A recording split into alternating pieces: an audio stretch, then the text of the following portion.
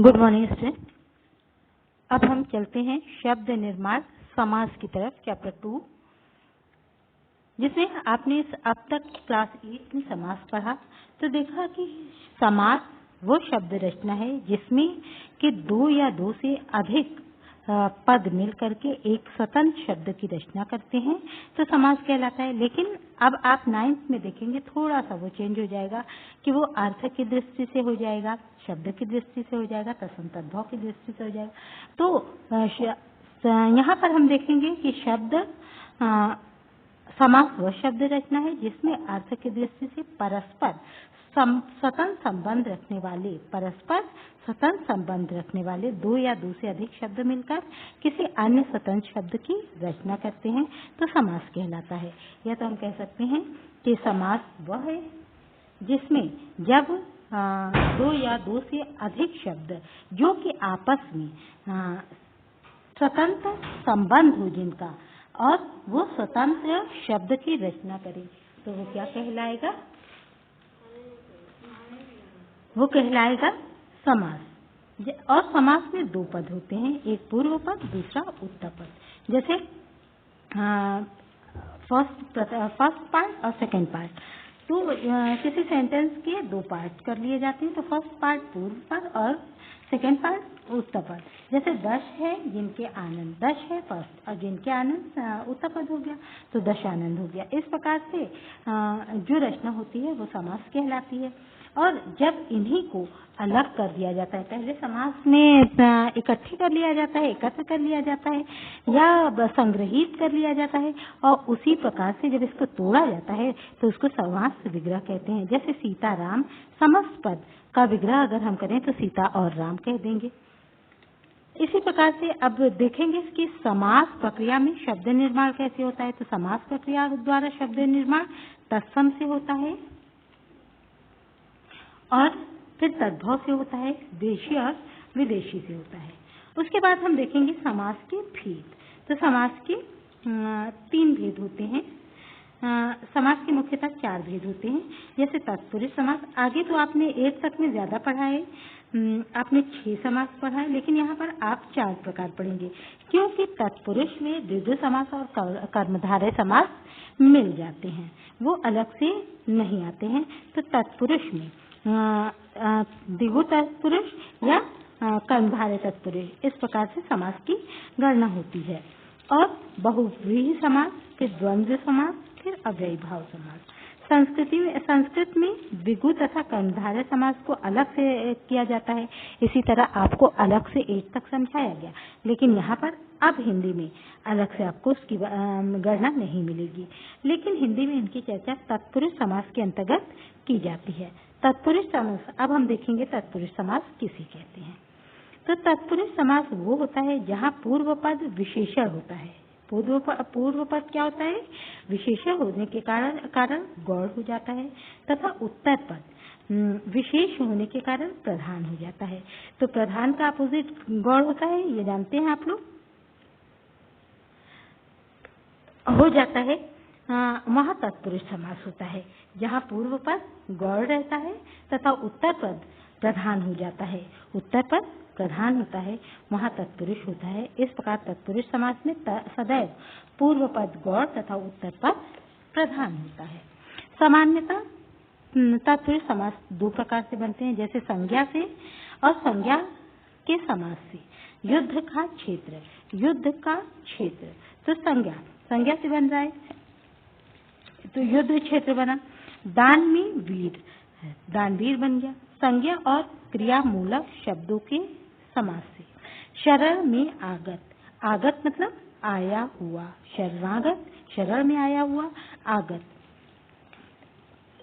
तो शरण में आया हुआ, क्रिया कर रहा है आने की, तो इस तरह से आपका ये संज्ञा और क्रिया मूलक शब्द के द्वारा हो गया। तो तत्पुरुष समास के अन्य उदाहरण द्वारा आप तैयार कर सकते हैं। अनुभव जन्य, अनुभव से जन्य या अनुभव से जन्मा हुआ। आमचूर, आम का चूरा। आप बीती, आप पर बीती। आशातीत, आशा से तीत। तो आप देख रहे हैं इसमें आशा से अतीत मतलब जो आशा से अतीत हो, बीत चुका हो, और उद्योगपति, उद्योग का पति। तो इसमें पूर्व पद क्या है, गौड़ हो जा रहा है, लेकिन उत्तर पद मुख्य हो जा रहा है या प्रधानता उसको दी जा रही है। इस प्रकार से आप ये सारे उदाहरण देख रहे हैं, ये सारे उदाहरण देख रहे हैं। अब है गिरह कट, गिरह को काटने वाला, ज्ञान युक्त, ज्ञान से युक्त, गृह स्वामी, गृह का स्वामी, घुड़दौड़, घोड़ों की दौड़।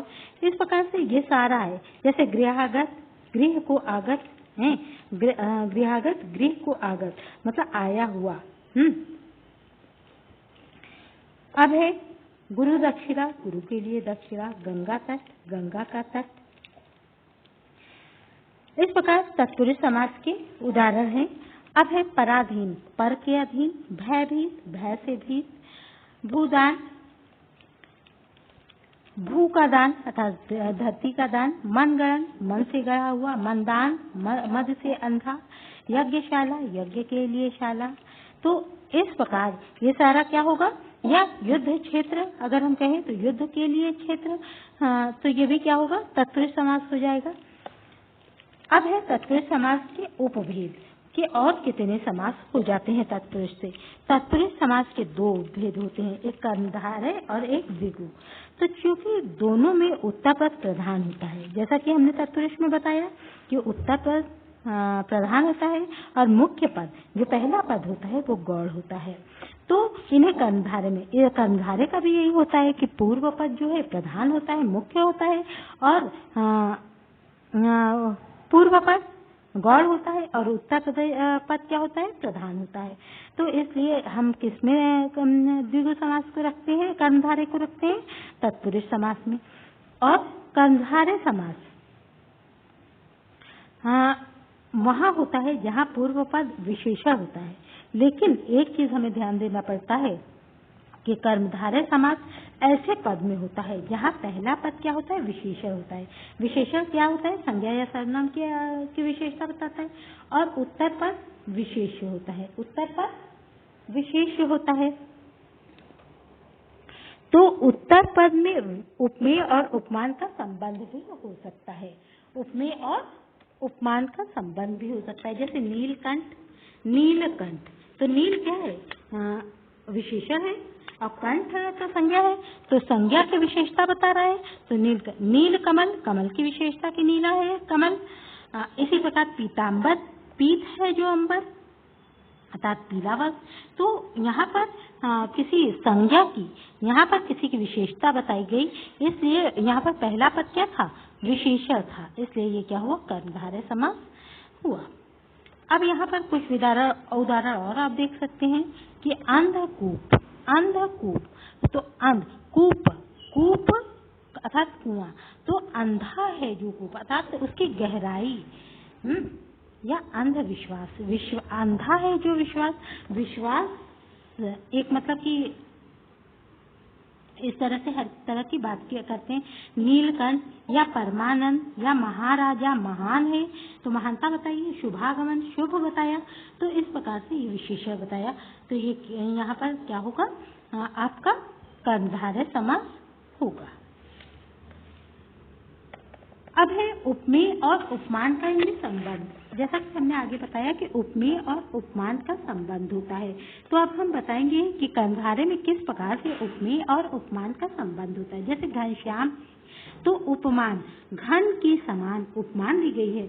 घनश्याम कोई बादल के समान तो हो नहीं सकता है, लेकिन उपमा दी गई है, उसकी उपमा दी गई, और उपमेय जिसकी उपमा दी जाती है वही उपमेय होता है। अर्थात श्याम मतलब कृष्ण, तो कृष्ण के रंग को किसके समान बता दिया गया, घन के समान बता दिया। कमल नयन, कमल के समान नयन, क्या कमल की तरह, कमल के फूल की तरह नयन हो सकता है, नहीं हो सकता, लेकिन उसकी उपमा दे दी गई। कमल के समान आंखों की उपमा किससे दे दी गई, कमल से दे दी गई। तो इस प्रकार से इसमें उपमेय और उपमान का संबंध भी दिखता है। अब है द्विगु समास, तो द्विगु समास में उत्तर पद क्या होता है, प्रधान होता है। जैसा कि हमने वहाँ बताया कि तत्पुरुष में भी उत्तर पद प्रधान, उत्तर पद गौड़ होता है, लेकिन यहाँ क्या होता है, उत्तर पद, यहाँ पर उत्तर पद यहाँ भी प्रधान होता है, प्रथम पद गौड़ होता है, तत्पुरुष में भी, कर्मधारय में भी और द्विगु में भी, सब में उत्तर प्रथम पद गौड़ होगा और उत्तर पद प्रधान होगा और विशेष्य का संबंध होता है जबकि पूर्व पद संख्यावाची होता है। और इसमें पूर्व पद क्या होता है? द्विगु समास में आप देखेंगे कि पूर्व पद संख्यावाची होता है। पहला पद संख्यावाची होता है। तो इस प्रकार से ये द्विगु समास होता है। जैसे पंचवटी, शताब्दी, अष्टाध्यायी, चतुर्भुज। इस प्रकार से यहाँ पर दूसरा पद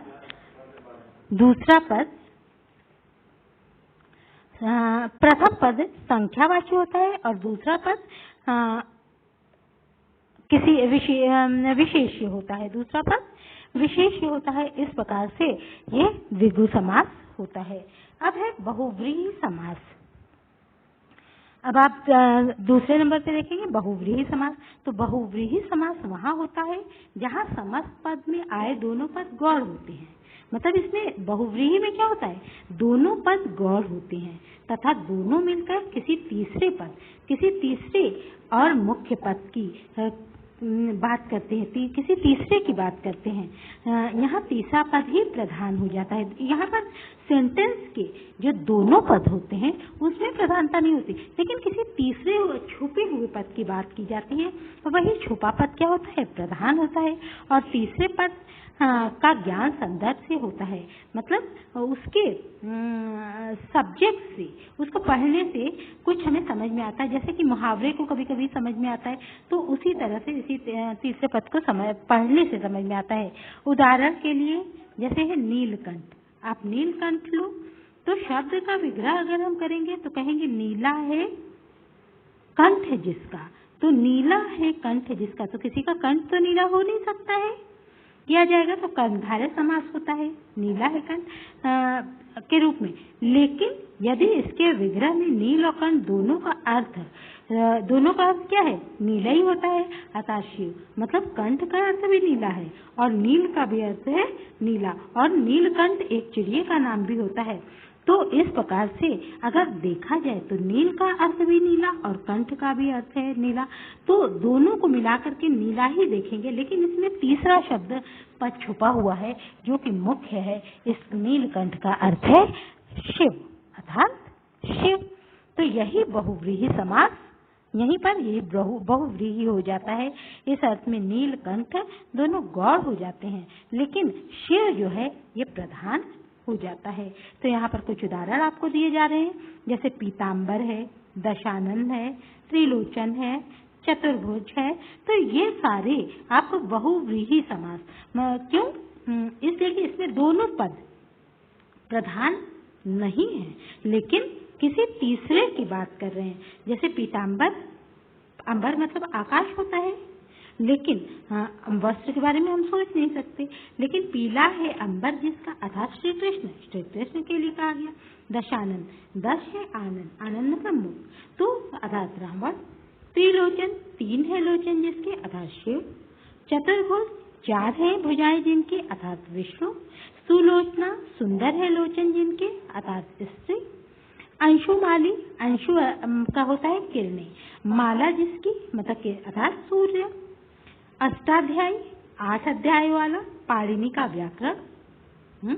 अष्टाध्यायी मतलब कोई ऐसी बुक नहीं हो सकती जिसमें 8 अध्याय हो, वो पाणिनि की ही होगी, इसलिए कि उसके अलावा कोई 8 अध्याय वाले को हम अष्टाध्यायी नहीं मान सकते हैं। तो इस प्रकार से आपने देखा कि बहुव्रीहि समास में यहाँ दोनों का पद प्रधान नहीं होते हैं, कोई तीसरा पद प्रधान होता है जिसको कि हमको ज्ञान के संदर्भ से पता चलता है कि उसमें कोई तीसरी बात छुपी हुई है। तो इस प्रकार कर्मधारय तथा बहुव्रीहि समास में कर्मधारय और बहुव्रीहि समास में यही अंतर है कि कर्णधारय में पूर्व पद गौड़ तथा उत्तर पद प्रधान होता है, जबकि बहुव्रीहि में क्या होता है, दोनों पद गौड़ होते हैं और तीसरा पद प्रधान होता है। कर्णधारय और बहुव्रीहि में क्या होता है कि पूर्व पद गौड़ होते हैं, उत्तर पद प्रधान होता है, और बहुव्रीहि में दोनों पद गौड़ हो जाते हैं, तीसरा पद जो प्रधान होता है, जो कि उसमें छुपा रहता है, सामने नहीं दिखता है। द्वंद्व समास। अब द्वंद्व समास तीसरा है। तो जिस समास में दोनों पद प्रधान होते हैं, द्वंद्व समास में क्या होता है, दोनों पद प्रधान होते हैं, कोई गौड़ नहीं होता है, उसे द्वंद्व। द्वंद्व मतलब क्या, द्वंद्व का मतलब क्या होता है, जोड़ा या युग्म। तो उसे द्वंद्व समास कहते हैं, जिसमें दोनों पद प्रधान होते हैं, गौड़ कोई नहीं होता है। दोनों पद को जोड़ने वाले समुच्चय अव्यय का, इसमें अव्यय का लोप हो जाता है। जैसे अन्न जल समस्त पद है, इसका विग्रह करेंगे अन्न और जल हो जाएगा, इसमें बीच जो कंजक्शन लगा है उसका लोप हो रहा है। इस प्रकार से इसको हम किस प्रकार से करते हैं, द्वंद्व समास को डैश के माध्यम से दिखाते हैं। तो जहाँ अगर आपको डैश मिलेगा उसको और से अलग करते हैं, तो वहां पर द्वंद्व समास होगा।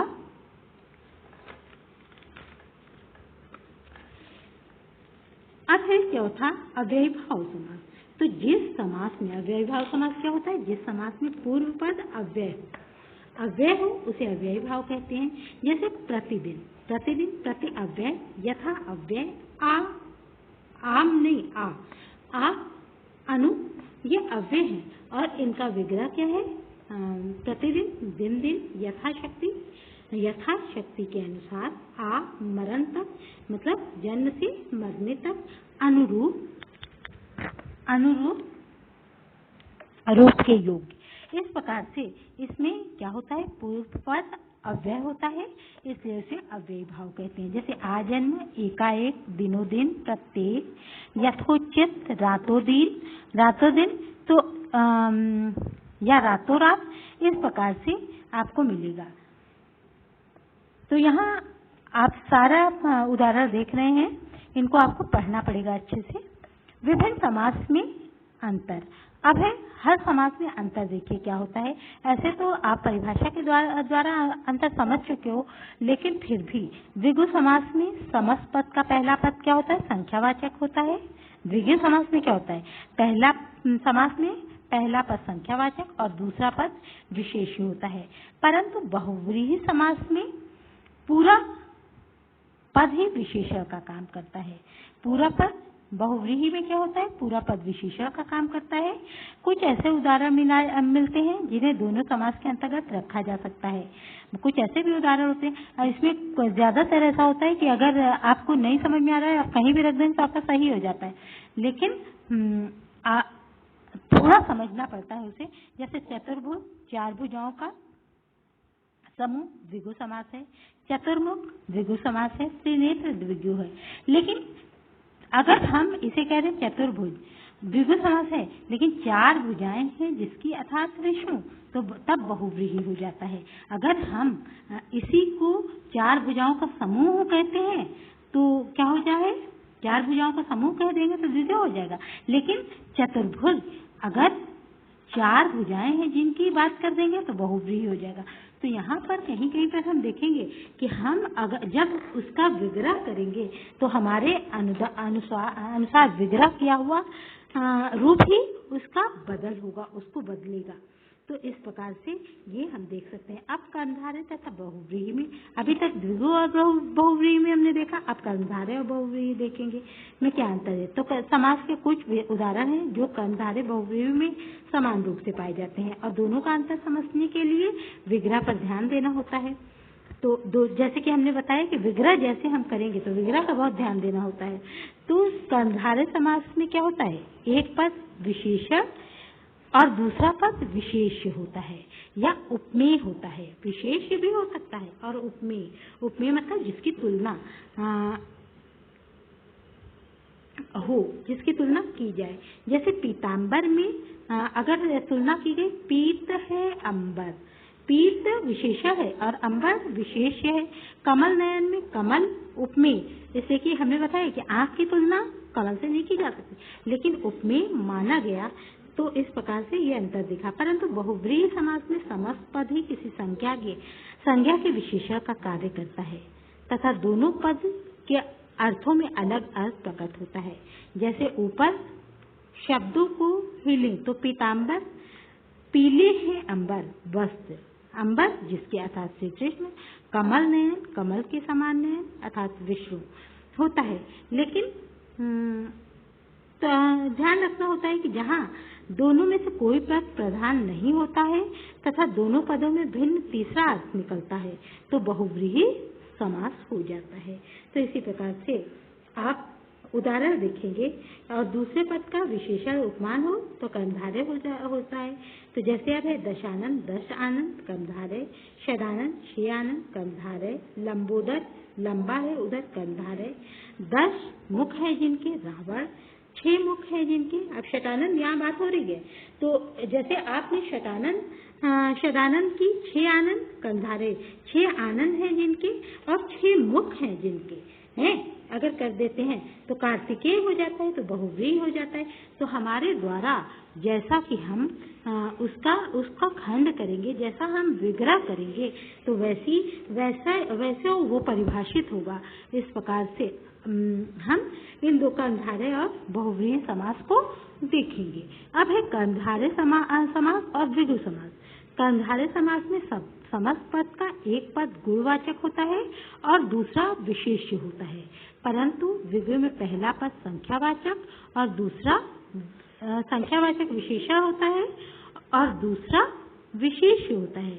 जैसे है परमानंद, तो परम आनंद कर्मधारय हो गया। लेकिन अगर चतुर्वर्ण देखेंगे तो 4 वर्ण द्विगु, त्रिफला 3 फलों का समाहार द्विगु समास। तो संख्यावाची है तो इस प्रकार से द्विगु समास हुआ। और परम आनंद जो कि किसी चीज की विशेषता बता रहा है तो कर्मधारय, या वहाँ पर कर्म हो रहा है तो कर्मधारय समास हुआ। तो इस प्रकार से यहाँ आपका चैप्टर समाप्त हो जाए। धन्यवाद।